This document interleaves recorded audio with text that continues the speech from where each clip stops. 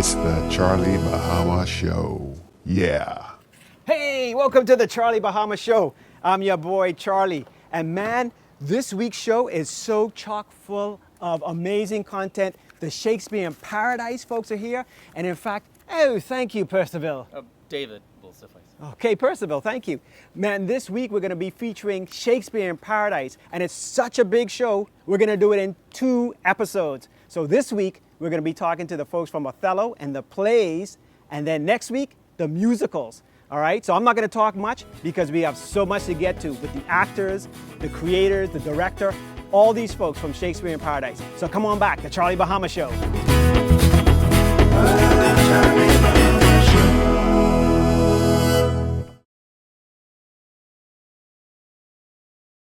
Hey, welcome to the Charlie Bahama Show. And as I promised, these next 2 episodes are going to be amazing. We are going to be talking to the writers, the creators, the musicians, the actors, all from the Shakespeare in Paradise series, which has been so amazing. And because of COVID, this season, you won't be able to go to the Dundas to see it, but you're going to be lucky because you're going to see it on our TV. And now we have the director of it and the writer, the festival creator. We have Nicolette and Philip. Welcome to the Charlie Bahama Show. How you guys doing? It's great to be here. Thank you. So listen, let me hop right into it. How did this Shakespeare in Paradise come about? Go ahead, Nico. Okay, so we were living in Canada at the time, and Philip was, he had introduced theater arts, and we were instructed by the director of the school that we were working at to take our students to a festival called the Oregon Shakespeare Festival on the west coast of the US. And we had never heard of the Oregon Shakespeare Festival, but we duly complied, and it blew our minds. And it's held in a town called Ashland, Oregon, which is tiny. It is close to the size of the University of the Bahamas campus. It's about the same size as downtown Nassau from, say, Elizabeth Avenue to the hotel, right? That's the size of this town. But it has a Shakespeare festival that runs for 10 months of the year and employs hundreds of people. And so I was like, well, if they could do it, why can't we do it?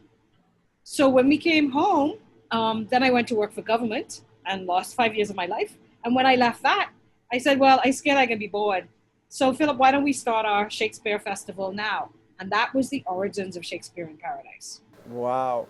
Well, Philip, this thing has been going on for years, and it's amazing. I mean, it's really given Bahamians first-rate international, entertainment. Tell me about in the beginning stages of Shakespeare in Paradise. Well, when we first started, it was really me and Nicolette. And slowly, gradually, the rest of our team started to come on board because I do believe they were a little skeptical. They didn't know how it was going to work out. And we had done a production as a theater company at the old College of the Bahamas Auditorium some years before that. And we just decided we just have to jump in and we just have to do it. And so the first year was huge. I mean, we had a number of people come in. We had people coming from different parts of the world to perform. And it really went really, really well. And, there's always been this saying that if you can get past 3, then you're successful. So we're at 10. We're moving into our 11th right now. So. Wow. We're moving into our 12th. We did our 11th in 2019. Wow. Well, the 12th, yeah. Yeah, it's sort of this is the virtual one that we're talking about right now. Yeah. Well, Nicolette, because we are featuring and our TV is going to be playing Othello and Small Acts. Now, tell me about Small Acts, Nicolette. Okay, so Small Acts, just so people could see what it is. Small Acts is a play that I wrote between like 2015 and 2017, which is remarkable for me because I don't write plays in that speedy period of time. And it's about a politician. It's my only political play. It's about a prime minister, a director of culture, and the woman that comes between them. And yeah, and it's about ideals and pragmatism and the kinds of choices that people make and the kinds of things we give up to try and run a country. So yeah, it's about a prime minister and a really idealistic director of culture who happens to be his cousin and who crosses him and what happens to that director of culture after he crosses the prime minister. Wow, it sounds interesting. Actually, it sounds like maybe something from true life. Well, people could say that, but it isn't. It wasn't based on any. It wasn't based on anything, anything specific. Right. But I drew upon my experience working for government, which was eye-opening, and like I used to say, there was never a dull moment. Uh-oh, sound like Nicolette got some secrets. Yes, I keep thinking I should write the book, but I got to wait for a couple of people to die first. Oh. So, Philip, how do you feel about from the growth to where it is now? It's been an incredible movement. When we started out, the main thing was, can we keep this going? Can we do it? I mean, we've had international guests. We've had people from the Caribbean. We've had people from England. We've had people from all over come in. The festival, if you listen to we've actually people begging us to come to the festival. International artists who have been, writing us and saying, we've heard about the festival, we would like to come. It's been incredible because it's out there and it's known, and especially throughout the Caribbean, there are artists who are saying, this is the festival. This is the only kind in the Caribbean. And and the quality has been the thing. It's been just, we keep that quality going. You can distinguish between other things that take place in the theater and what happens in Shakespeare in Paradise. Yeah. Well, I applaud the both of you because this whole series every year is amazing, and I'm happy that it's on TV now for all to see. So thank you both. And actually, our viewers are in for a treat because I have the two leads from Othello, Mark Humes and David, your brother. They're going to be in the next segments, and I'm going to surprise them. I'm going to make them instead of doing a clip, all TV shows, they'll show you a clip from the show. I'm going to have them read a live clip. They're going to do a live clip. They don't know it yet, but they're going to do a live clip. So thank you both for all you guys have done for, plays and theater in the Bahamas. All right? Thanks, Charlie. All right. More Charlie Bahama Show right after this. The Charlie Bahama Show. We'll be right back.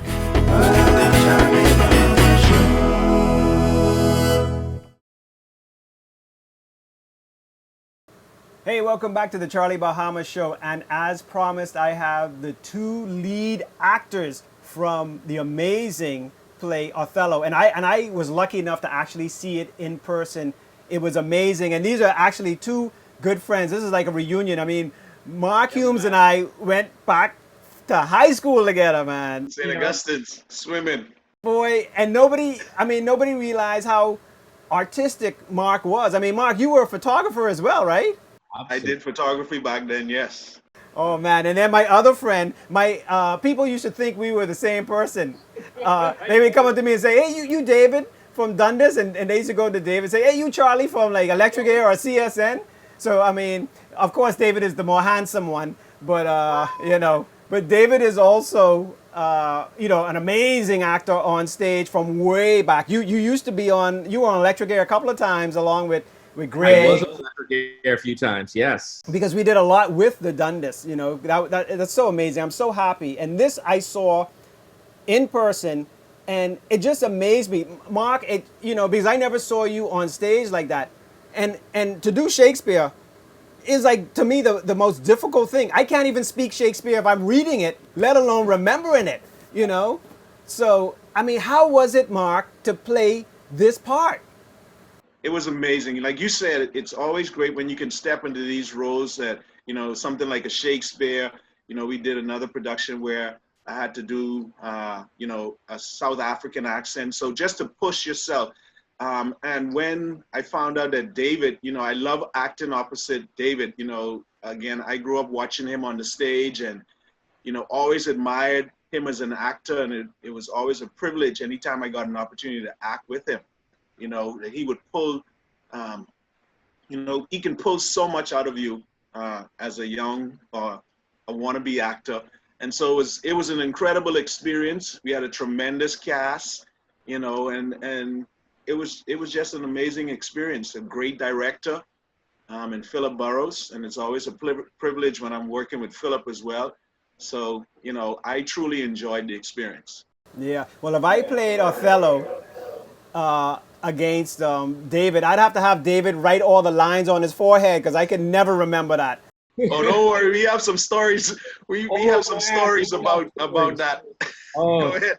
it's not, honestly, it was a very difficult play to learn all the lines. I mean, both of us had a tremendous amount of lines. So I remember one night, I completely went up live production. A live production, you don't get the chance to do it over. You're live, you're in front of the audience. And we had some people feeding us lines in the back, and Philip said, that's not going to happen anymore. And one night, there was just silence for a moment, and I jumped to a completely different scene, and then the actor came in and fixed it. It was just hilarious. Enough said that after that, we never dropped another line. All you need to do is that once. Just that once.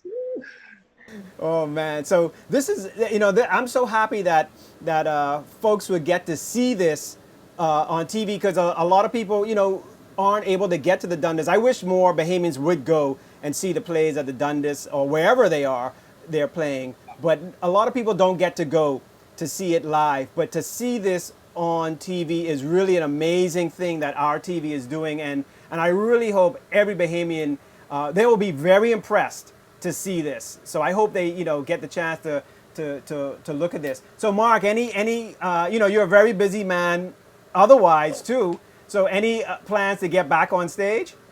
I would love to. I was trying to squeeze my way into the season this year, but COVID came along and sort of derailed a lot of plans. Absolutely. But I do get this urge to step away for a minute and just get back to what I used to do before I got involved in politics. But I hope that in a short while I can do both. I can spend some time and present another side of who I am to the public, as well as do my duties. And for the young folks that there are a lot of young folks that in this arena that could probably benefit from seeing them representative on the stage and the likes. And full disclosure, not only am I a schoolmate of yours, I think I live in your district too in the Bahamas. So you might rep. Do. Luckily, I can say you're doing good things. So Thank you, man. yeah. So what we're gonna do, we're gonna go to commercial, and then when we come back, we're gonna have a special treat because other shows they show clips, from the play or whatever. Well, we're not gonna do a clip. I'm gonna tell you two now, so y'all better get ready. When we come back, we're gonna do a live clip. We're gonna do a scene from Othello with the two of y'all, and me too. I'm gonna come in there. I'm gonna show my acting prowess. But anyway, we'll be right back. So you'll want to come back. We're gonna be right back with a live scene from Othello. All right, come on back. The Charlie Bahama Show. The Charlie Bahama Show will be right back.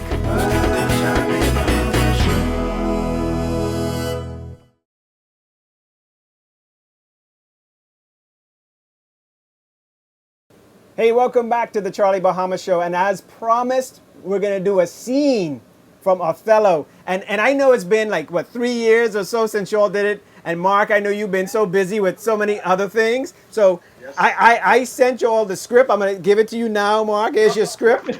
I got it. Hey, isn't that miraculous how it changed from yellow to white? I know. Wow. That's called screen washing or script washing. So David, tell us the scene. Tell us about this scene that we're going to do from Act 2, Scene 1, A Street in Venice. Kind of encapsulates really what the play is about. It's because the character of Iago is such an evil villain. He is one of the most evil villains in Shakespeare. And basically what he does is he pretends basically to be Othello's friend. And he's his right-hand man. He's all of this kind of stuff. And he basically manipulates Othello. Just lecherous. Huh? Just Lecherous. lecherous. Fully lecherous. He manipulates Othello into believing that his wife, Othello's wife, is having an affair with Othello's close friend, Cassio. And so he basically tries to gaslight Othello, and Othello doesn't know what to do because he loves Desdemona so much. But I am making him believe that by manipulation, not by outright telling him that his wife is having an affair with Cassio. All right. That's such a shame. Such a shame. All right, Iago, I think you started off, so here we go. Here's a clip, a live clip from Othello. So the thing about Iago talks to the audience, and he tells the audience what's going on in the background. Okay. The more already changes with my poison. Dangerous conceits are in their nature's poisons, which at the first are scarce found to the stace, but with a little act upon the blood burn like mines of sulfur. Why, how now, General? No more of that. Avaunt, be gone. Thou hast set me on the rack. I swear 'tis better to be much abused than to know it a little. How now, my lord? What sense had I in her stolen hour of lust? I saw it not, thought it not. It harmed me not. I found out Cassio's kisses upon her lips. I am sorry to hear this. I had been happy if the general camp, pioneers and all had tasted her sweet body, so I had known nothing. Oh, now farewell forever the tranquil mind. Farewell content. Farewell the plumed troops and big wars that maketh ambition's virtue. Oh, farewell, Othello's occupation's gone. It is not possible, my lord. Villain, be sure thou prove my love a whore. Be sure of it. Give me the ocular proof, or by the worth of mine eternal soul, thou hadst better have been born a dog than answered my waked wrath. Make me to see it. Or at the least so prove that the prohibition bears no hinge nor loop to hang a doubt on, or woe upon thy life. My noble lord. If thou dost slander her and torture me, never pray more. Abandon all remorse. On horror's head, horrors accumulate. Do deeds to make heaven weep, for nothing to damnation canst thou add greater than that. Now at this point, he is choking me. Oh, grace, oh, heaven, defend me. God, by you, take mine office. To be direct and honest is not safe. I thank you for this profit, and from hence I'll love no friend, sith love breeds such offense. Nay, stay. Thou shouldst be honest. I should be wise, for honesty is a fool, and loses that it works for. By the world, I think my wife be honest, and I think she's not. I think thou art just, and I think thou art not. I'll have some proof, but I was satisfied. I see, sir, you are eaten up with passion. I do repent me that I put it to you. You would be satisfied? Would? Nay, I will. And nay, but how? How satisfied, my lord? Would you, the supervisor, grossly gape on, behold her topped? Death and damnation. Oh! But my turn. But soft, what light through yonder window breaks? It is the east, and Juliet is the sun. Charlie. Yes. That's Did I do Romeo. good? That's Romeo and Juliet, Charlie. That's a different play. Oh, wrong play. Oh, my. Look here, hey, death and damnation. Here, take your play back. Here. Oh, I guess y'all ain't gonna recruit me for next Shakespeare in Paradise then. No, sir. Listen, man, what kind of thing that is? That was a hot mess. Oh my gosh. Well, I did my best, but let me tell you something. That was amazing. Hey, Mark, I saw you slowly melting back into the role. You're itching to get back.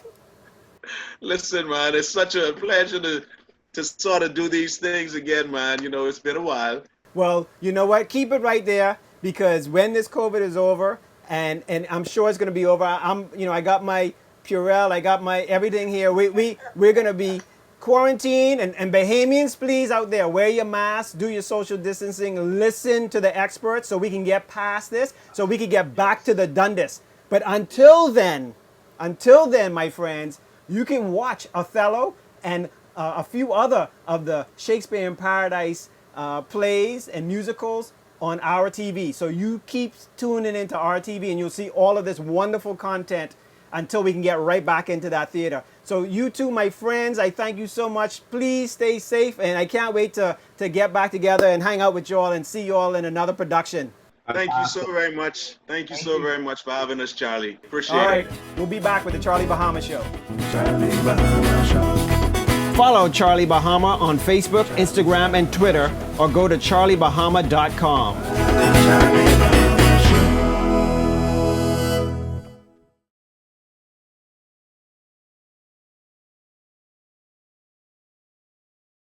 Well, that was an amazing show. I mean, I really loved that live scene that we played for you. Anyway, next week's going to even be better when we have some of the musicals and Eddie Minnis. So next week, you want to be here on the Charlie Bahama Show. Until then, stay safe and be kind to all your friends and family. Next week.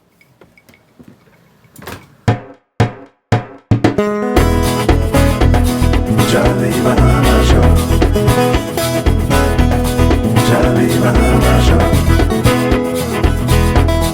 Charlie Bahama Show. Charlie Bahama Show. Charlie Bahama Show. Charlie Bahama Show. Charlie Bahama